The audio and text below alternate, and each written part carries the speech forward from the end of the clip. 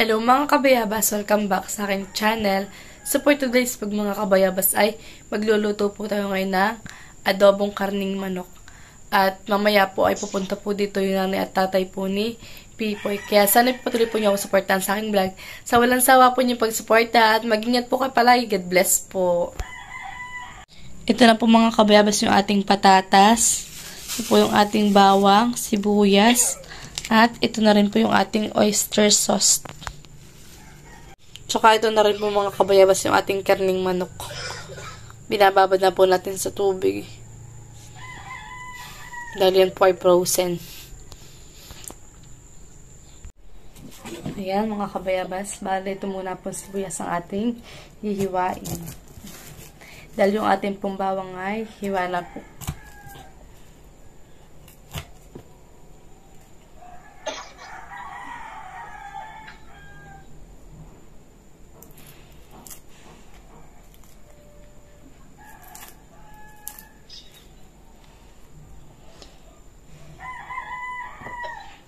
Kaya po pupunta po dito yung nanay at tatay ni Pipoy ay may dadalhin daw po.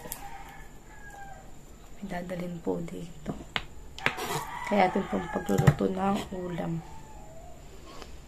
Adobo. Bali wala po dito si mama tsaka po si papa. Si papa po ay nasa tunggoy at masama pa po ang pakiramdam. Si mama nang po nasa trabaho.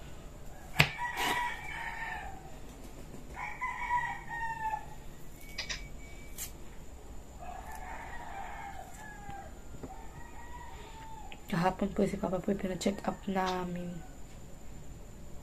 kay Mercado.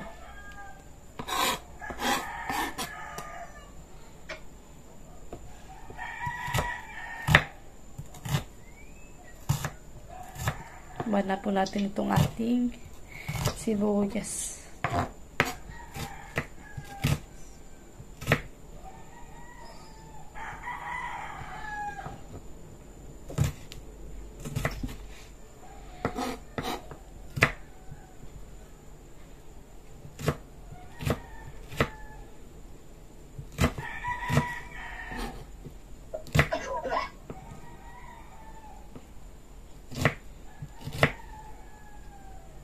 Binabaltan ko na po itong ating patatas.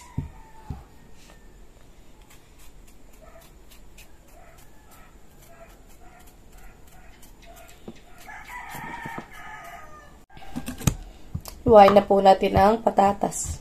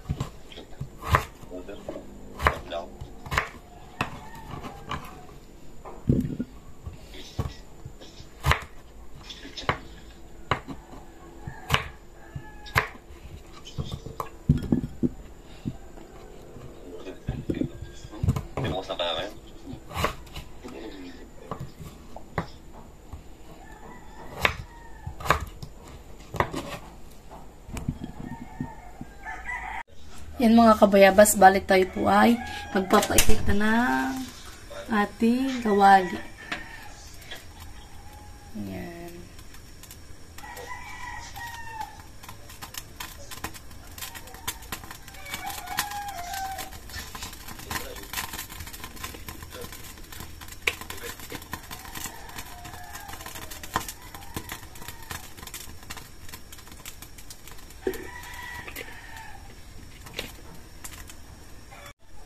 Yan mga kabayabas, bale, pwede na po natin ilagay yung ating bawang at sibuyas dahil mainit na po yung ating mantika.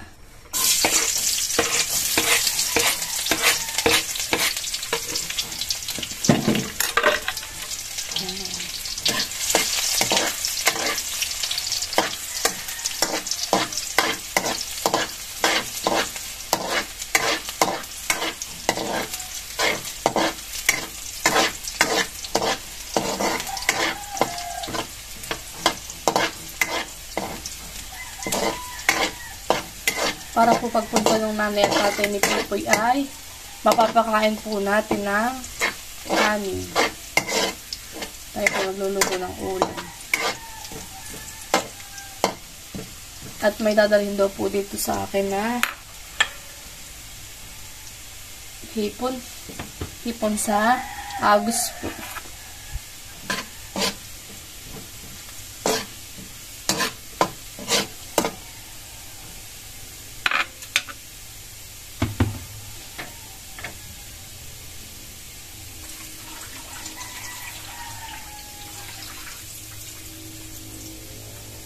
Lalagyan na po natin yung karne.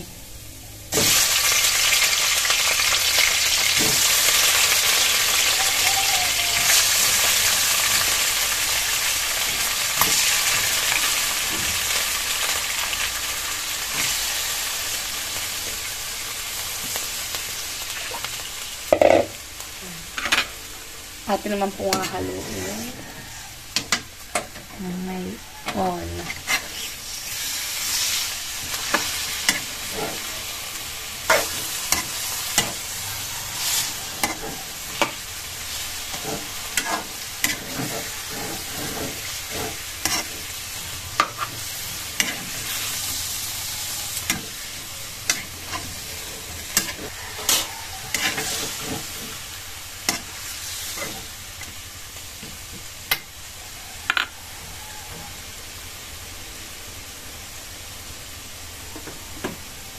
Lalagyan na po natin ng bitchin.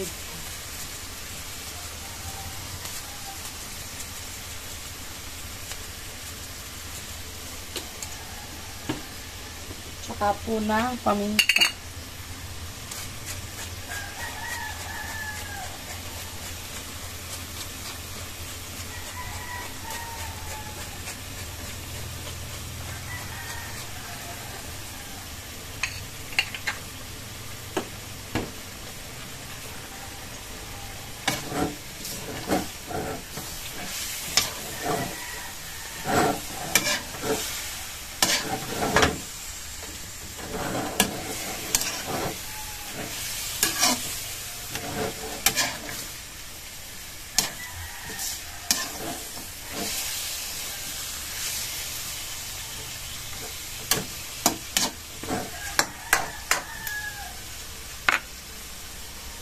Atin po muna nga haluin.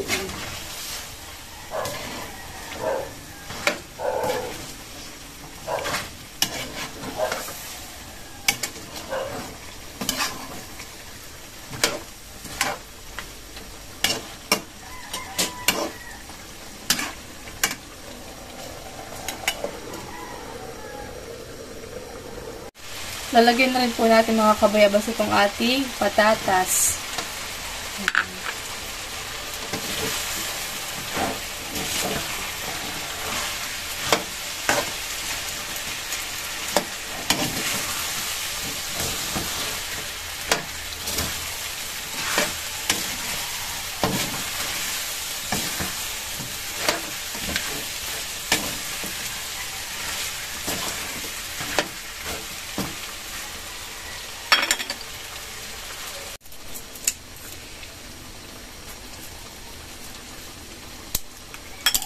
Lalagay na rin po natin itong ating oyster sauce.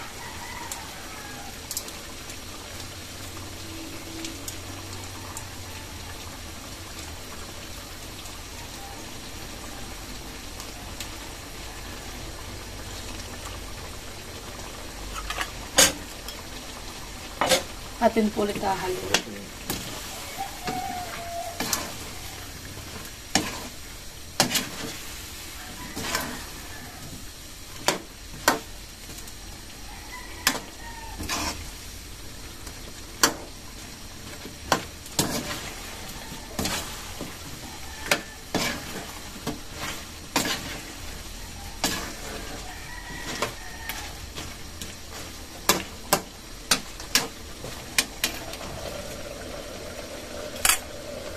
Yan mga kabayabas at lalagyan na po natin ng 3 sili.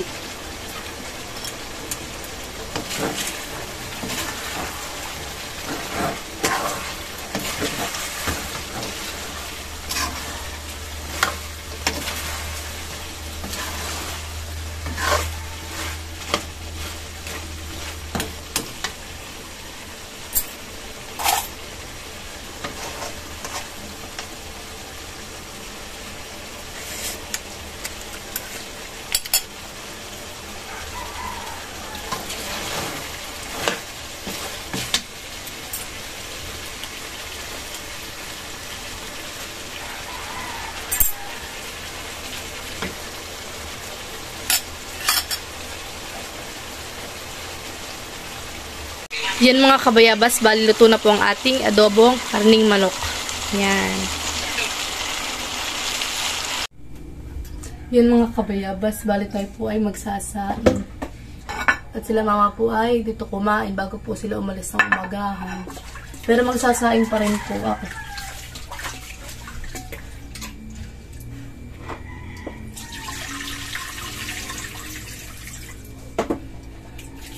Mabilis lang naman po ito po sa rice cooker ko.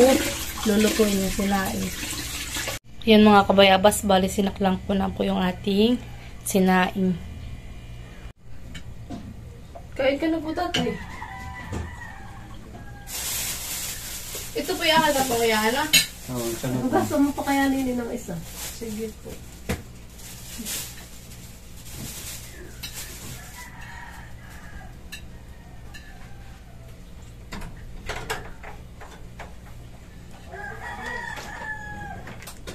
Kape po. May kape na ako.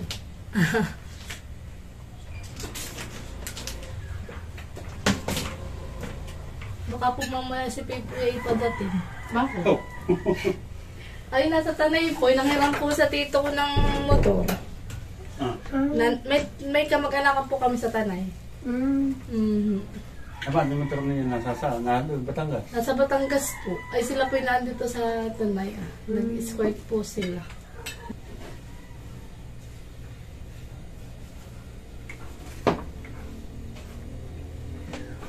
Eh, kumain ka na din. Sige po, busog po. Kape nanay.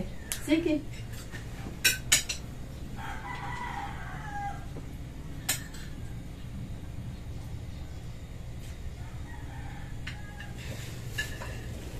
Titimbla ako kape.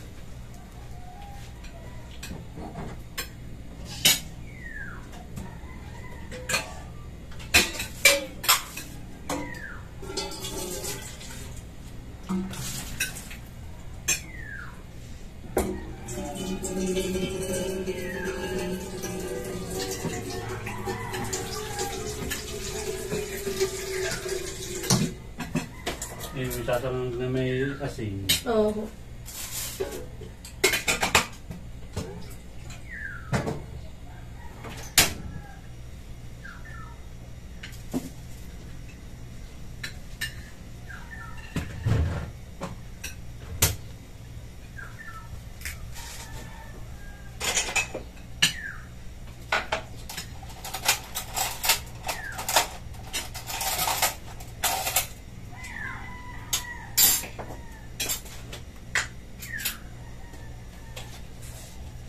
Pagtigin pa rin pa ako. Pagtigin mo sa kanino. Kaya pagsangahan naman. Dako rin pa. Dumating po sila Pipo ay sa Tanay po ay mga ano na po ay. Mga 12 na po. Kagabi. Opo. Tapos pagkagising nila nagkapilangan po, pumunta na ka na tito. Nanghiram ng motor. May sandalo din tito mo doon. Ay, yung tatay po. Kasi yung pong tito ko ay kaa po. Pero ngayon po hindi na nagkaka.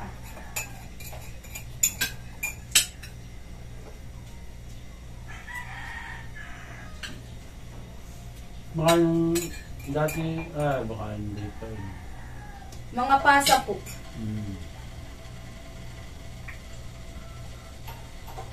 Hindi, bakit pag siya napunta diyan, eh, nabalik diyan dumadali. Ay, kung pwede naman ito rin dala. Hindi ko na. Baka naman po yun ang dala po ay sa kampo po. Oh.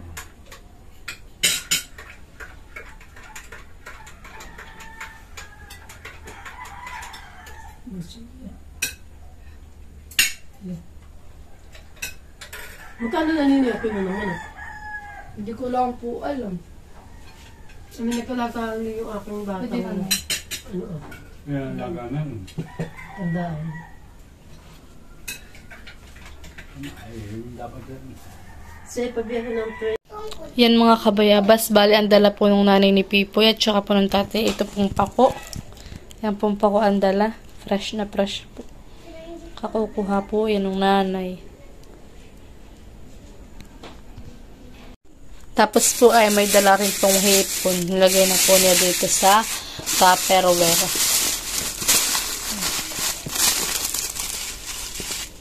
Yan. Wow, maraming hipon po mga kabayabas.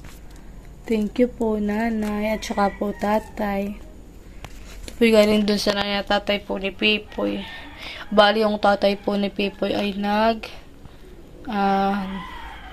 nanghuli po sa sapa.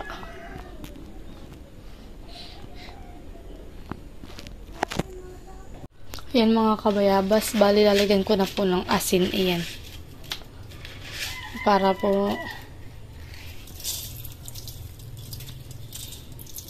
lulutuin na po ito.